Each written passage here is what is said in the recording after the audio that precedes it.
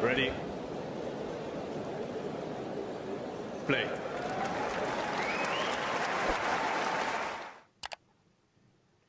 Ghost of Gerolitis has gotten soccer and tennis conflated, it appears. It's over. Oh, and Keys has done it.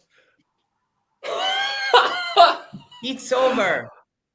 After Iga had a match Madison point Keys into the second Grand Slam final of her career. Wow. What a moment for Madison Keys. Absolutely. Wow. That's, Special. the revenge for that US Open semifinal that she lost 2 years ago. Fantastic moment. I'm a bit stunned at what I've just watched, to be honest. I can't believe it. I'm flabbergasted, fellas. She's crying. Keys is crying. That's cute. Her first major since getting married. What a run she's on. Just of life milestones. Let's say that tonight, Iga won't be a fan of the fact that the tiebreak was up to 10 points rather than 7. Yeah. No kidding. But that's a huge moment for Madison Keys. Fantastic. This is one of those special moments in sports that make you feel emotions as a viewer that you're just not prepared for. I mean, I feel so lucky to have watched this match, to be wrong as many times as I was and we were throughout this. This is a special moment for Madison Keys. And for tennis. What a match. What level. I mean, what courageous shot making throughout from both of them. Yeah.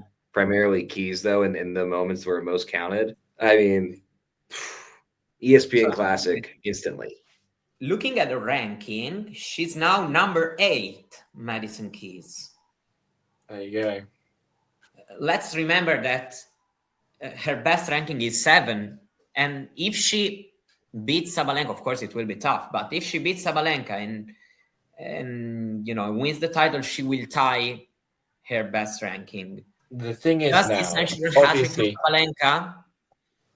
Probably, but not to be 100% sure. That's exactly what I was just about to bring up. I was about to bring up Keys has put in such a huge effort against Swiatek that how does she replicate that same level and that same consistency against Sabalenka, who is arguably I don't know, you could say better than Swiatek, but just incredible for Keys. What a match. And to come through when she was down throughout the entirety of the tiebreak, incredible. I mean, I think also physically, if she's able to recover, whether she is 100% or not, the belief has to be there. If she 100%. Can do what she did today against Iga Swiatek, what's to say that she can't do it again against Sabalenka? I also got to say, you have to feel for Iga in that moment, having a match point on her serve, having put so much effort into it, having absolutely cruised through every match until she got here. You can see her emotion, and as good as this feels for Keys, I think it's got to be nearly equally as bad for Iga. And so, of course, hope that she's able to get over a really, really tough loss and believe that she'll be able to, but it's got to sting. It's got to sting. This one definitely stings, for sure. You had Badosa in the locker room. Ranking-wise, this just means that Sabalenka will stay at number 1. Yeah. And I think it will probably stay like that until we get to.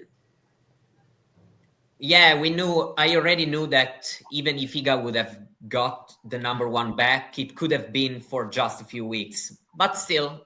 Yeah, but the thing is here is that if Iga obviously won one of the 1000s in Asia, I can't remember, is it Doha or it might be Doha. She won the 1000 last year in Doha, so she has 1,000 points to defend there. And then Paolini obviously won the 1000 in the other Asia 1000 that I can't remember where it is. But then she won in Indian Wells, and then it's Clay, where she won pretty much all the tournaments. So Iga has loads of points to defend, where Sabalenka can also make up points.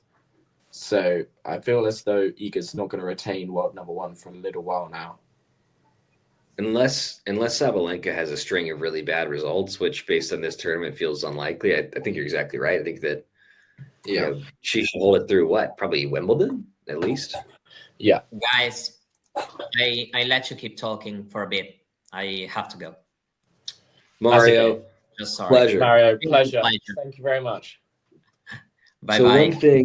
Bye, Mario. Thanks for joining. Bye. One thing that I do want to come back to, Fergus, we talked briefly about the players on the women's side who are, the best players that don't have a slam to their name. Keys is obviously one match away now.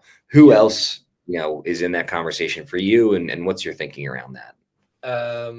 I think Jabeur and then Pegula are both great players that don't have slams. I mean, I think Paulini's a bit unlucky to not have a slam. Obviously made the final of both the French and the Wimbledon last year, and lost both. At the moment, I think it's hard to say, but Keys is most definitely there.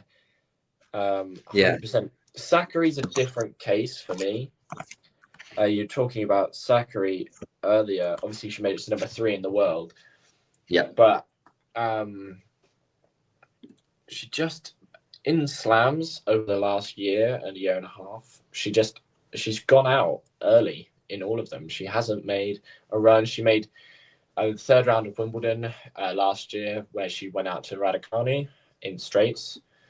But apart from that, I don't think she's really had that big run in her since the 2021 US Open semi-final, where again she lost to Raducanu. So unfortunately, she's obviously been like a great player and so fundamental for women's tennis, but I don't see her replicating success and maybe even winning a slam. I think she's got a semi-final run in her, maybe, if she rediscovers her best form, but I just don't think it will come out the way she wants to, unfortunately. I think maybe it's a stretch to put her in the mix, but look, Badosa is unbelievably talented, a former world number 2. And absolutely. I think that in my mind, Jabeur is clearly ahead of her, but I think that she's right on the cusp of being in that category of players where it's she should have at least made a final, or she should get one at some point. 100%. Now she might just be unlucky and might not get there because Sabalenka and Swiatek are so solid. Goff is people forget how young Goff is. She's not even close to her prime and her peak yet. And then there's so many other good players on the women's side. But I think another one to keep an eye out for. I want to hear your prediction for the final. We got at least one prediction out of the dozens or so that we made today, right? What's going to happen in this final here? 7-5, 6-3 Sabalenka. Yeah. That's my prediction. I think there will be one. If Keys can take the first set, then things get super interesting and it will get close. If Keys can take the first set, but if Keys can't take the first set, I think it'll be a tight first set, and then it'll be a slightly more relaxed second. We all agreed midway through the first that it was more important for Keys to win the first than for Iga, because it would be too difficult for her to come back and win it if she didn't win the first set. And because of that humbling moment, I am going to say that the tennis world will be shocked in 2 days, and there will be one less player on the best players who haven't won a major list. And I think that Keys gets it done. I just think the level that we saw from her, the shot making, the serving, everything, if she can bring that level against Sabalenka, I think that she can get it done. Now, if I was putting money on it, I'd probably still go Sabalenka. But I think that Keys can get there. I'm going to make the prediction. Damien had a great post. Let's read this out for those that aren't able to see it. This matchup for Keys usually hinges on returning and how much early pressure she can apply. But she did so much more than that the last 2 sets. Moving great, playing with margin, holding up in neutral rallies, being clutch. She saved a match point and makes another Grand Slam finals after 7.5 years.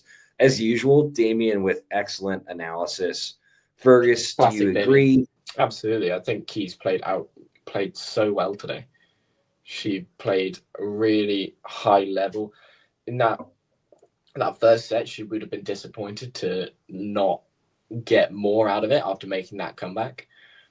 But, she really, if you had told me that Keys was going to breadstick Swiatek after the way that Swiatek had been playing, no way I would have taken that. And the way that she came back in that second set and bounced back was really impressive. And then obviously none of us thought it would actually go to a 10-point tiebreak in the third, but there you go, and it did, and it was super, super impressive from Keys. I'm so glad for her as well, because she's got another crack at getting a slam, and she'll give Sabalenka a run for her money. But we'll have to see. While I've got you, and before I go to work, let's talk a little bit about some of the next matches. And I don't want to get too much into it because I know there's other shows that are going to get more in depth.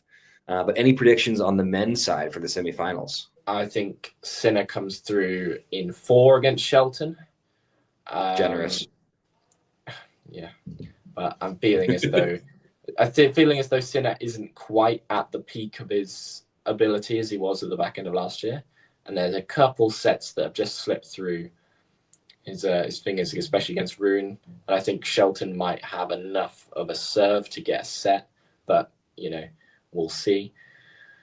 Now, Zverev, Djokovic.